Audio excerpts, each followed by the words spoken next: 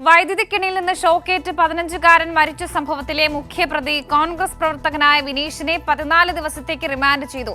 അതേസമയം അനന്തുവിന് അത്യന്തം വികാരനിർഭരമായ യാത്രയയപ്പാണ് നൽകിയത്. എന്നാൽ വിഷയത്തെ അത്യന്തം ഹീനമായ നിലയിൽ രാഷ്ട്രീയവൽക്കരിക്കാനാണ് കോൺഗ്രസ് ശ്രമിച്ചത്. സമഗ്ര വിവരങ്ങൾ നിർഭൻ ചക്രവർത്തി നൽകും. റിപ്പോർട്ടിലേക്ക്. വർഷ, വളരെ ദുഃഖകരവും ദൗർഭാഗ്യകരമായ സംഭവമാണ് കഴിഞ്ഞ ദിവസം വഴിക്കടവിലുണ്ടായത്. അനന്തു എന്ന ഒരു 15 വയസ്സുള്ള സ്കൂൾ വിദ്യാർത്ഥി, ഹൈസ്കൂൾ 10ാം ക്ലാസ്സിൽ പഠിക്കുന്ന ഒരു വിദ്യാർത്ഥിയുടെ മരണത്തിനാണ് വൈദ്യുതി കെണി വഴിവെച്ചത്. അപ്പോൾ തന്നെ വലിയ തരത്തിലുള്ള പ്രതിഷേധമുണ്ടായി. ഇത്തരത്തിലൊരു സംഭവം എങ്ങനെയാണ് ഉണ്ടായതെന്ന് സംബന്ധിച്ച് പരിശോധിക്കണമെന്ന് പ്രധാന നേതാക്കളെല്ലാം ആവശ്യപ്പെട്ടു. പക്ഷേ ഈ അപകടത്തെയും ദുരന്തത്തെ പോലും രാഷ്ട്രീയ മുതലെടുപ്പിന് വേണ്ടി UDF-ഉം കോൺഗ്രസും ശ്രമിച്ചു എന്നതാണ് ഏറെ ദുഃഖകരമായ കാര്യം. കഴിഞ്ഞ ദിവസം റോഡ് ഉപരോധിച്ചുകൊണ്ടാണ് പ്രതിഷേധം രേഖപ്പെടുത്തിയത്. ജ്യോതികുമാർ ചാമക്കാല പോലെയുള്ള നേതാക്കൾ പറഞ്ഞത് ഇത് സർക്കാർ സ്പോൺസേഡ് ആയിട്ടുള്ളൊരു കൊലപാതകമാണ് എന്ന തരത്തിൽ അടക്കം രൂക്ഷമായ വിമർശനമാണ് കോൺഗ്രസ് ആദ്യഘട്ടത്തിൽ ഉന്നയിച്ചത്. അപകടമല്ലത്, സർക്കാർ സ്പോൺസേഡ് കൊലപാതകമാണിത്. അപകടമെന്ന് നിങ്ങൾ സിംപ്ലിഫൈ ചെയ്യരുത്. ഇത് സർക്കാർ സ്പോൺസേഡ് കൊലപാതകമാണ്. ഈ കൊലപാതകത്തിനെതിരെ ഞങ്ങൾ പ്രതിഷേധിക്കുന്നത്.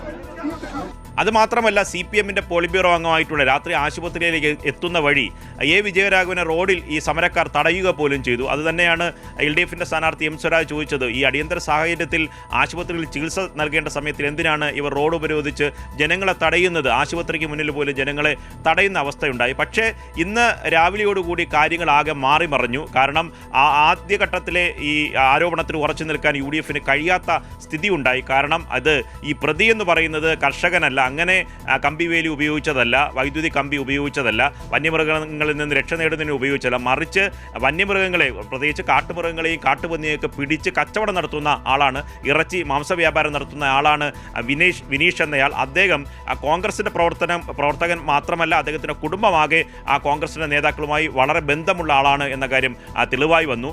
അതോടുകൂടി ജനം എതിരാകുന്നു. മാത്രമല്ല, ഇത്തരമൊരു സംഭവത്തെ രാഷ്ട്രീയമായി വഴിതിരിച്ചു വിടാനുള്ള ശ്രമത്തിന് വലിയ തരത്തിലുള്ള തിരിച്ചടിയും നിലമ്പൂർ മണ്ഡലത്തിൽ UDF-ന് ഏൽക്കേണ്ടി വന്നു. ജനം ആ തരത്തിൽ ചർച്ച ചെയ്യേണ്ട സ്ഥിതിയുണ്ടായി.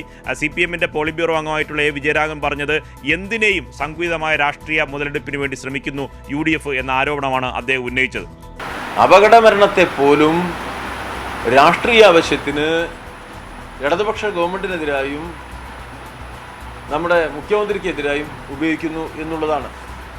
അപ്പോൾ ഒരു ഭാഗത്ത് നിയമപരമായി ചെയ്യാൻ കഴിയുന്ന കാര്യങ്ങൾ നിർവഹിക്കാതിരിക്കുക, നിയമവിരുദ്ധമായി ചെയ്യേണ്ട കാര്യങ്ങൾ നിർലോഭം ചെയ്യുക എന്ന രീതി നമ്മുടെ UDF, വിശേഷിച്ച് കോൺഗ്രസ് ചെയ്തുകൊണ്ടിരിക്കുന്നു എന്നതാണ് നമുക്കിപ്പോൾ മനസ്സിലായത്.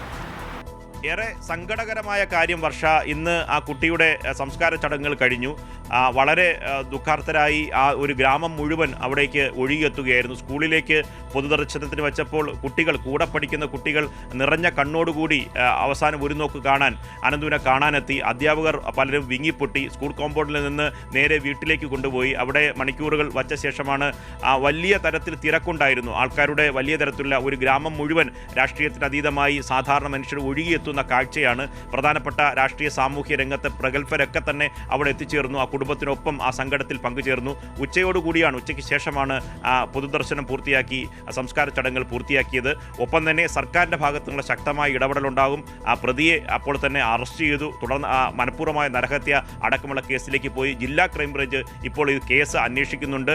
ഇയാൾ സമാനമായ കുറ്റകൃത്യം ഇതിനു മുമ്പ് നടത്തിയിട്ടുണ്ടെന്ന് തെളിവുകൾ വരുന്നു. അതിൻ്റെ അടിസ്ഥാനത്തിൽ കർശന നടപടി ഉണ്ടാകുമെന്നാണ്. പക്ഷേ അവസാനം നമുക്ക് വർഷ പറഞ്ഞു നിർത്തേണ്ടത് ഇത്തരം അപകടങ്ങളെയും ഇത്തരത്തിലുള്ള ദുരന്തങ്ങളെയും പോലും ഒരു രാഷ്ട്രീയ മുതലെടുപ്പിന് വേണ്ടി UDF-ഉം കോൺഗ്രസും ശ്രമിച്ചു എന്നതാണ്. അത് നിലമ്പൂർ ഉപതെരഞ്ഞെടുപ്പിൽ സ്വാഭാവികമായും ജനങ്ങൾ വിലയിരുത്തും എന്ന് തന്നെ കരുതേണ്ടി വരും. വർഷ.